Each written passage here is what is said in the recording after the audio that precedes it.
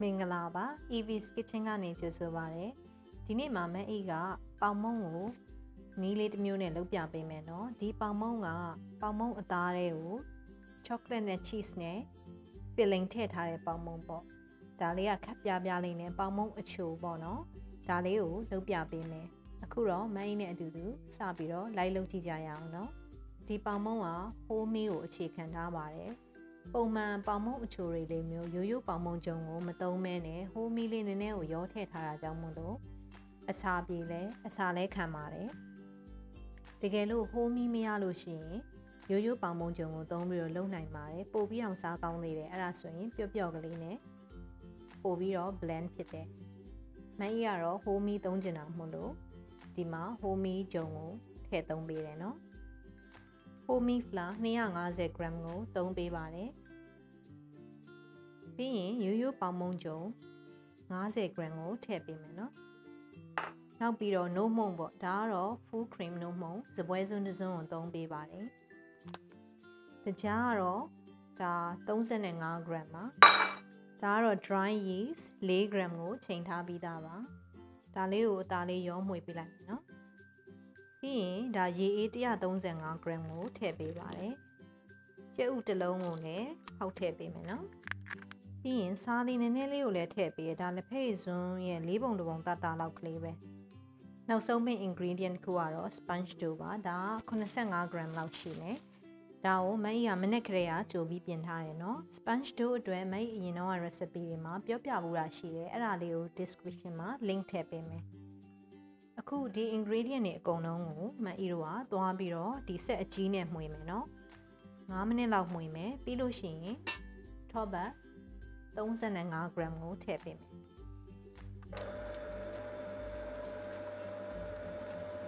ဒီလိုမျိုးဂျုံတွေအကုန်လုံးလုံးလေးဖြစ်သွားပြီဆိုလို့ရှိရင် top up ကိုထည့်လို့ရပြီเนาะပြီးလို့ရှိရင်လက်မှာ top up တွေလည်းဘေးနားမှာကပ်မနေတော့ဘူးမုံသားကလည်းချောမွတ်သွားပြီဒါကိုမအေးတို့ကနှစ်ဆပွားလာအောင်ဘန်းထဲကိုထည့်မယ်ပြီးလို့ရှိရင်အပေါ်ကနေ plastic ပါးလေးအုပ်မယ်ပြီးရင်ထားလိုက်မယ်ဒါကတော့ရာသီဥတုအပူချိန်ကိုလိုက်ပြီးတော့တနာရီကနေ2နာရီအထိဖြစ်နိုင်တယ်မအေးတို့ဒီမှာစောင်းတွင်းဆိုတော့နည်းနည်းအေးတော့2နာရီကျော်လောက်အပွားခံရမယ်နဲ့တူတယ်ကဲခုဆိုရင်မုံကလည်းတော်တော်ပွားလာပြီเนาะမြင်တဲ့အတိုင်းပဲဒါကိုလေတွေကိုမအေးတော့ထွက်သွားအောင်လက်ကလေးနဲ့ဖိချပေးမယ်ပြီးရင်တော့စပြီးတော့ပုံသွင်းလို့ရပြီเนาะ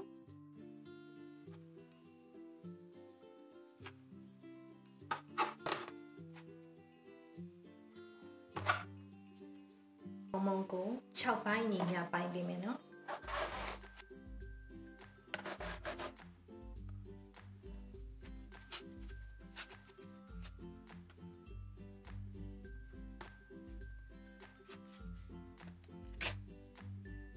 ရလာတဲ့ပေါင်မုံလေးကိုခဏလေး rest လုပ်ပေးမယ်နော်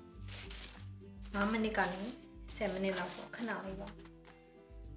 အခုမအေးတို့က cream cheese filling အတွက်ပြင်ကြမယ်နော်အဲ့ဒါအတွက်ဒါ cream cheese က150 gram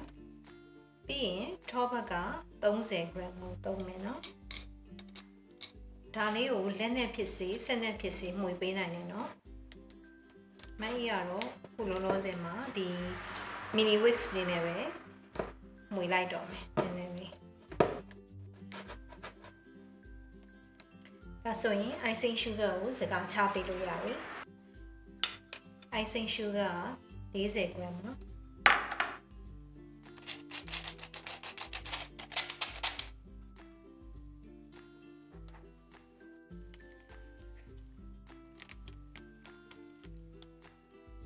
ကဲဒါဆိုရင်တော့ icing sugar လေးတမသွားပြီနော်ဒီထဲမှာ chocolate chip နည်းနည်းလေးထည့်ပေးမယ်ဒါမထည့်လို့လည်းရတယ်အဲ့ဒီ step ကတော့ optional ပါ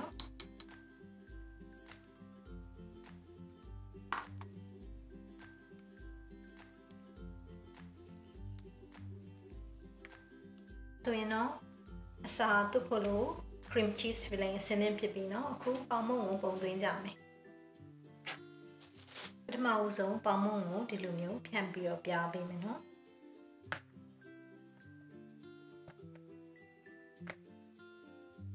ဘေးနားလေးကိုနည်းနည်းကြီးကြီးလေးပြန်လေးဖြစ်အောင်လုပ်ပေးမယ်ပြီးရင်ခုနကလုပ်ထားတဲ့ cream cheese လေးကိုထည့်ပေးမယ်เนาะဒါ cream cheese ကတော့မကြီးလုပ်တာနည်းနည်းလေးများမယ်နဲ့တူတယ်ကြည့်ကြတာပေါ့เนาะ6လုံးအတွက်ကိုအောင် cream cheese ကိုထည့်မယ်ပြီးရင်ဒီလိုလေးလုပ်ပေးမယ်အမှန်မှာတော့အထဲကိုလုံးဝကိုအစာတွေကိုဝင်သွားအောင်အစာသွတ်လိုက်တာပေါ့နော်ဒီလိုလေးဖြစ်သွားပြီတေချာလေးစီးလုပ်ပေးမယ်ဒီတစ်ခါမန်အီတို့က cream cheese bun ကိုခပ်ပြပြလေးလုပ်ချင်တယ်နော်အဝိုင်းဖောင်းနေတာမျိုးမဟုတ်ဘဲနဲ့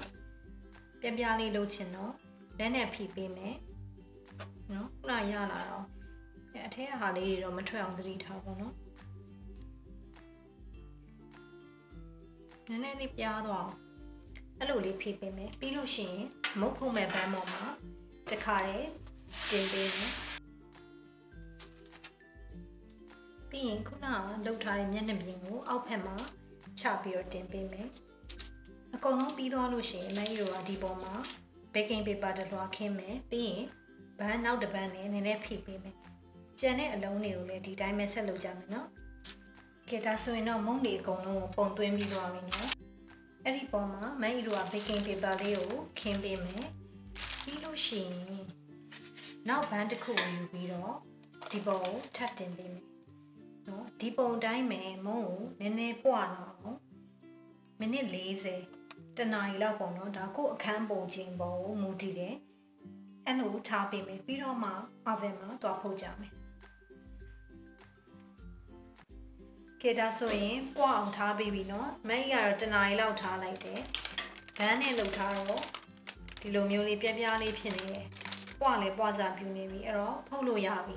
180 degree အပူပေးထားတဲ့ oven မှာ14မိနစ်လောက်ဖုတ်ပေးမယ်ဘန်းကိုပါတင်ဖုတ်မယ်နော်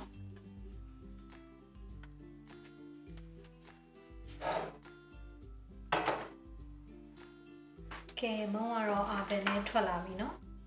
oven နဲ့ကနေထွက်လာ